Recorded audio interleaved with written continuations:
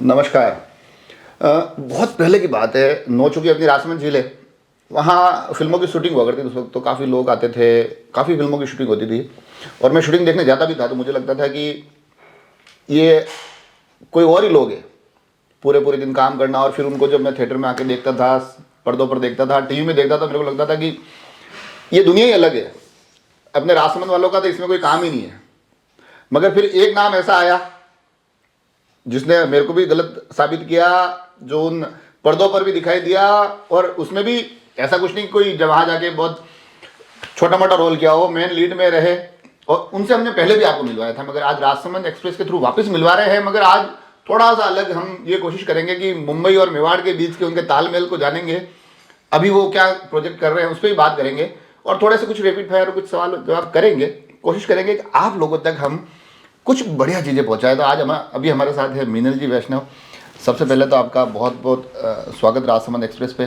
Thank you. हालांकि वो आपके चैनल जितने तामझाम तो हमारे पास नहीं है, मगर कोशिश करेंगे कि राजसमंद भी थोड़ा अपग्रेड हो रहा है। इतना कुछ सेटअप है मेरे लिए तो ये बहुत सरप्राइजिंग है। थैंक्स आपको। तो कोशिश कर रहे हैं। तो पहले तो ये बताइए कि यहाँ राजसमंद आप आते हैं और ये लगता है ना कि लोग कहते हैं अरे वो सीरियल में काम करने वाली टीवी में काम करे वहीं से आ चोरी। तो वो उस वक्त आप यूँ, क्योंकि मेरे साथ होता है कई बार। मैं क्या करता हूँ कि कहीं जाता हूँ ना, तो पीछे लोग बात कर रहे होते हैं, अरे यार वो राजसमंद एक्सप्रेस वाली है क्या। तो फिर मेरा यूँ, मैं एक्टिंग तो ऐसी करता हूँ, मैं नहीं सुन रहा हूँ मगर मैं सुन सब रहा होता। तो आपको भी लगता है क्या कि लोग जब पहचानते हैं और फिर कैसा लगता है उस वक्त? तो लेकिन मैं आपकी तरह एक्टिंग नहीं करती हूँ कि मैं नहीं सुन रही हूँ। अभी शादी में आई हुई हूँ मैं, यहाँ पे मांगू भैया के बच्चों की शादी थी। तो कई सारे लोग ऐसे मिले जिन्होंने नाम सुना हुआ था, फोटो देखी हुई थी पर मिलना चाहते थे। तो कुछ लेडीज वगैरह आई मेरे पास में कि अरे हमने आपका बहुत नाम सुना है, आपसे मिलना चाहते थे। और मुझे तो वो स्टार टैंट्रम्स दिखाने आते नहीं है। मेरे लिए तो यहाँ के जो भी लोग हैं सब अपना परिवार है। तो मैं बिल्कुल वैसे ही मिली तो वो एकदम शॉक थे इस बात से। बोलते हैं आपसे मिलके बहुत अच्छा लगा, आपका नेचर बहुत अच्छा है। मैंने कहा अरे आप बोलते मैं आपकी फैन हूँ। मैंने कहा नहीं आप फैन नहीं, अपन फ्रेंड्स हैं जी। तो यहाँ आते हो तो फिर ऐसा यूँ जब लोग ऐसा रिस्पॉन्स देते तो ये नहीं लगता है कि अरे यार कुछ तो ठीक ठाक कर लिया आपने? हाँ, पर वो रिस्पॉन्स मेरे काम को मिल रहा है, मुझे नहीं मिल रहा है, इसलिए अपना माथा ज्यादा ऊपर नहीं करना। तो अब अभी इन दिनों आप दिखाई नहीं दे रहे हमको पर्दे पे। तो मेरे को लग रहा है फिर कहीं ना कहीं ये पूरी चीजें कहीं की दूसरी जगह डाइवर्ट हो रही है। तो क्या चल रहा है इन दिनों? अभी एक्चुअली मैंने थोड़ा सा एक्टिंग से ब्रेक लिया है। अभी मैं 2-3 साल अपने बिजनेस पे काम करना चाहती हूँ। फिर उसके बाद एक्टिंग तो क्या, एक्टर की कोई उम्र नहीं होती है। आप जिस उम्र में जाओ उस उम्र में एक्टर बन सकते हो। तो अभी एक बैम्बू प्लांटेशन प्रोजेक्ट पे मैं काम कर रही हूँ।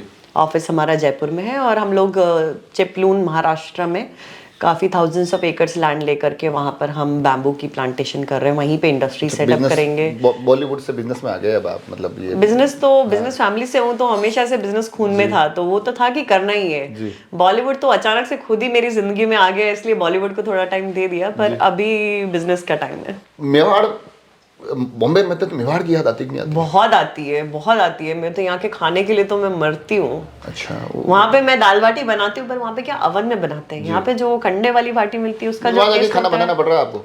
मैं खाना बनाने का बहुत शौक है मुझे। मैं बचपन से खाना बनाती हूँ। तो बॉम्बे में जितने भी मेरे दोस्त हैं, जिस दिन मैं दाल बाटी बनाती हूँ मुझे नहीं पता होता कि कितने लोग आएंगे। तो मैं कम से कम 10-15 लोगों के लिए बनाती हूँ, क्योंकि मुझे पता है जो भी सुनेगा वो आ ही जाएगा। लेकिन भगवान की कृपा से ऐसा कभी कम नहीं पड़ी है जी। जैसे ही और लोग आते जाते हैं अपन और बाटी चढ़ाते जाते हैं, दाल में पानी मिलाते जाते हैं। नहीं तो फिर वहाँ तो क्या वो पूरा एक माहौल ही बिल्कुल अलग होता है। और मेरा पर्सनल एक्सपीरियंस भी है। मेवाड़ का आदमी कहीं भी जाता है ना, तो आप उसमें से मेवाड़ बाहर निकाल नहीं सकते। बिल्कुल नहीं। तो ऐसा लगता है कि वो लोग क्यूरियस नहीं होते कि अरे ये कौन सी मिट्टी से आ गई? हाँ, तो कई बार मेरी हरकतें देख के लोगों को ये लगता है कि तुम इस दुनिया की नहीं हो, अलग प्लेनेट की हो कहीं की। क्या अपन देसी लोग हैं ना, मैं बहुत ज्यादा देसी हूँ। सब चीज, मैं कभी डॉक्टर की दवाई नहीं लेती हूँ। हर चीज का मैं देसी इलाज करती हूँ। शुरू से अपन ने वही किया है। तो वहाँ पे भी किसी को, इनफैक्ट मेरे फ्रेंड्स को किसी को कोई भी प्रॉब्लम होती है तो वो लोग मेरे पास आते हैं, मैं उनको कोई ना कोई जड़ी बूटी वाला इलाज बता देती हूँ। मेरे डायरेक्टर ने मेरा नाम डॉक्टर जड़ी बूटी रखा हुआ है। तो अब तो क्या देसी नुस्खे, देसी खाना, इन चीज़ों की इतनी ज़्यादा। अब वहाँ का मैं घी नहीं ले सकती, मसाले मैं कभी बाजार के नहीं खरीदती हूँ। हमेशा यहाँ से मम्मी घर पे पीस के और फिर भेजती है। उसके बिना टेस्ट कहाँ है, और हेल्थ भी नहीं है। हेल्थ भी नहीं है। हाँ, और आप लोगों को तो काफी एक चीज ऐसी है खाने की यहाँ की याद आती है। अब वहाँ के समोसे और यहाँ के समोसे, डुंगावा के समोसे पूरे वर्ल्ड फेमस है राजसमंद में। बिल्कुल। नहीं तो जैसे अब राजसमंद की तो आप बात कर रही हो, मेवाड़ की भी बात कर रही हो। अब वहाँ आपने इतना लंबा टाइम निकाला है और आपका सीरियल तो वो काफ़ी लंबा चला है हाँ जी। और उसमें लीड थे आप, तो ये अब वो सब लोग आते होंगे, अलग अलग बातें होती होगी कि ये वहाँ से ये वहाँ से है। जब आप मेवाड़ की बात करते हैं तो लोग मेवाड़ को जानते हैं या क्या मेवाड़ की ऐसी कुछ चीज़ें हैं जो उनको पता हाँ, है? तो मैं लोगों को बताती हूँ कि मैं महाराणा प्रताप और मीरा की धरती से हूँ, उसके बाद सब चुप हो जाते हैं। उनको उनको ये लगता है वहाँ इम्पैक्टफुल होती है बहुत ज्यादा, बहुत ज्यादा। मीरा जी का और राणा प्रताप जी का, इन दोनों का तो पूरे वर्ल्ड में इतना नाम है, अपने को यहाँ रह के इतना रियलाइज नहीं होता क्योंकि अपन जी। बचपन से सुनते आ रहे हैं, तो अपने लिए ये अपने घर परिवार के लोग ही हो गए। नॉर्मली लोगों को राजस्थान का नाम सोच के उनके दिमाग में, बाहर वालों के दिमाग में क्या आता है कि रेत ही रेत होगी। इनफैक्ट मेरी एक कजिन यहाँ पे पढ़ने आई थी तो उसके फ्रेंड्स ने उससे पूछा तुम वहाँ पे ऊंट पे जाते हो क्या स्कूल? लोगों को लगता है कि मतलब हम लोग नहाते ही नहीं है, पानी की इतनी कमी है। हाँ, उनको लगता है कि यहाँ ये पे है कुछ जैसे- भी नहीं है, सिर्फ रेगिस्तान ही रेगिस्तान है, और सब वही घाघरा और धोती पहन के घूमते हैं। मैं अपने कई सारे फ्रेंड्स को, इंडस्ट्री से भी बहुत सारे फ्रेंड्स को मैंने यहाँ पे बुलाया है, घुमाया है। इनफैक्ट फॉरेन से भी मैंने अपने कई सारे फ्रेंड्स को बुलाया है। तो उन लोगों को जब हमारी नजर से जब राजस्थान देखने को मिलता है ना, तो वो लोग बहुत सरप्राइज रह जाते हैं। बोलते हैं हमने कभी सोचा ही नहीं था कि राजस्थान में इतना पानी भी है। अपने राजसमंद झील है, उदयपुर में तो झीलें ही झीलें, कमी नहीं है। आपको मेवाड़ी आती कि नहीं आती है? आवे यार, मैंने तो घड़ी आवे मेवाड़ी थे, कहो जो ही आवे। चलो चेक कर, मैंने 3-4 लाइनें लिख रखी है, मैंने कहा ये हिंदी में बोलेंगे देखिए आप मेवाड़ी उसकी कैसे क्या करते हैं। चलो ट्राई करती हूँ, ऐसा टेस्ट दिया नहीं है मैंने कभी। जैसे अगर आपको बोलना पड़ जाए, अरे ये क्या कर रही है, अरे छोरी ओके ही कर रही रे। काफी काफी सही है। थोड़ा थोड़ा देखो, बहुत कुछ नहीं, मिक्स आ लगभग जाएगा। लगभग सही है वैसे। तुम नीचे गिर जाओगे। हेटो पड़ी जाएगी रे छोरा। बस ये शब्द तो चलो, अब इसका मतलब तो आप मोटा मोटी बोल लोगे। नहीं, यहीं पे पली पड़ी हूँ, आई कोई फॉरेन से थोड़ी आई हूँ कि अरे आएगी पर नहीं। लोग भूल जाते हैं ना बॉम्बे जाके, और इतना देखो पेड़ कितना भी मजबूत हो ना, उसकी जड़ें ही उसको पकड़ के रखती है, नहीं पर तो मेरा पेड़ गिर पर्सनल जाएगा। एक्सपीरियंस है, यहाँ काफी लोगों को ये लैंग्वेज मेरे लिए बोलते हैं। मैं मारवाड़ सकता हूँ पर मेरे को मेवाड़ी से इतना ज्यादा प्यार है, मैं मोस्टली मेवाड़ी में बात करता हूँ, पर काफी लोगों को नहीं आती है। अब जैसे अगर आपको बोलना पड़े कि किसी को धमकाना पड़े, क्योंकि और आपके तो वास्ते धमकाने के काम हो सकता है ज़्यादा पड़ते होंगे, क्योंकि लड़की को देख के ऐसी कई बार नौबत आ जाती है, धमकाना पड़े और बोलना पड़ जाए सुन अभी एक थप्पड़ मारूंगी, और मेवाड़ी में बोलना पड़ जाए ए छोरा हम पट मेरी जो एक बड़ा को मिलूंगा हमारू एक बड़ा को पड़ जाए। बड़ा को पड़ जाएगी। एक और ऐसी कोई धमकी है, आखिरी यही, चलो ये एक ही पूछता हूँ, मैंने काफ़ी लंबी लिखी है पर मेरे को पता है आप सारे बता दोगे, तो एक और पूछ लेता हूँ मैं। तुम शायद मुझे जानते नहीं हो। छोरा मैंने जान नहीं रही हो गई। चलिए मतलब मोटा मोटी आपको ये तो काम चल जाता है। हाँ काम चल जाता है। और ये कल्चर, खाना पीना, इस पे अगर आप मैं थोड़े से 4-5 चीजें इस पे ही पूछूंगा आपको, जी, पर जी। थोड़ा जवाब जल्दी देना, आप बिल्कुल, सोचना नहीं है आपको उसमें रैपिड फायर टाइप, हालांकि हमने कुछ किया नहीं का है वैसे ही काम मगर नहीं है अपना। आज मतलब क्योंकि सबसे पहले चलो मूवी से शुरू करते हैं हम। बॉलीवुड सॉन्ग्स या राजस्थानी ये folk music? Folk music, any time Rajasthani folk music. कौन सा ऐसा फेवरेट गाना आपका कौन सा है? ये वाला मेरा सबसे टूटी बाजुड़ा लो, हाँ लट उलझी जाए समथिंग ऐसा ना। अगर ये इसी में पूछूं आपको कि बोलने में ज़्यादा अच्छा क्या लगता है, हालांकि अब मेरे को थोड़ा बहुत पता चल गया, पर इंग्लिश या मेवाड़ी? एक्चुअली मेवाड़ी ऐसे यहाँ पर चल जाती है, पर यूनिवर्सली आपको इंग्लिश काम आती है। ये बात तो, ईमानदार तो हो आप मतलब बहुत ज़्यादा।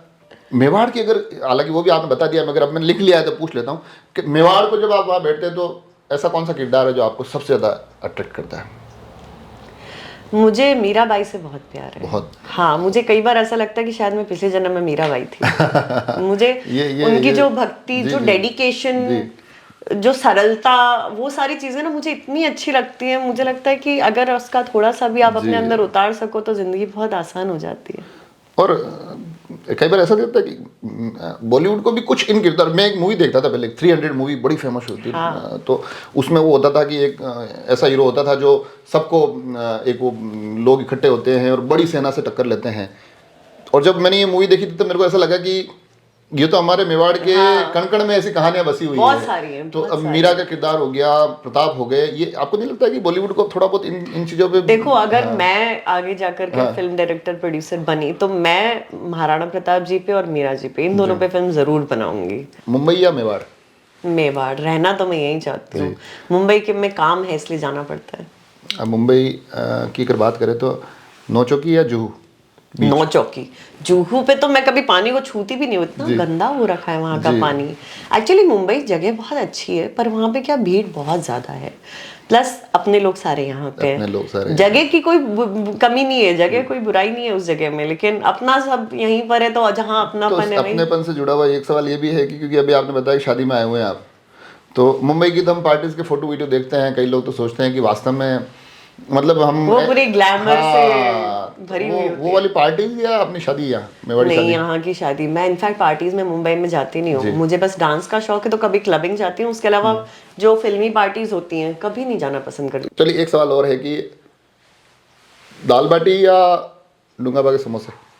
दाल बाटी। अच्छा, दाल बाटी फेवरेट, ऑल टाइम फेवरेट। डूंगा के समोसे भी अच्छे हैं वैसे। बहुत अच्छे हैं, पर दाल बाटी का पूरा कॉम्बिनेशन होता है ना, समोसे ज्यादा खाओगे तो पेट खराब हो जाएगा।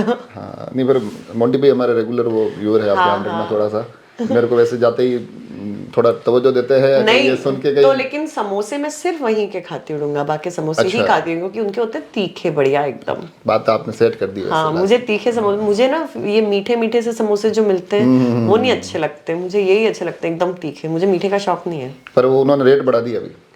अच्छा, ये तो मुझे पता नहीं, मुझसे पैसे नहीं लिए कभी। राजसमंद के फेवर में अपील करो कि थोड़ी रेटें कम रखे ताकि सारे लोग चलो आज मैं जाती हूँ, एक खाती हूँ, पता चलेगा मुझे क्या रेट है। हाँ, शॉप पे जाके बोलूंगी कि भैया थोड़ी सी रेटें कम कर दो, मेरी तरफ से डिस्काउंट दे दो।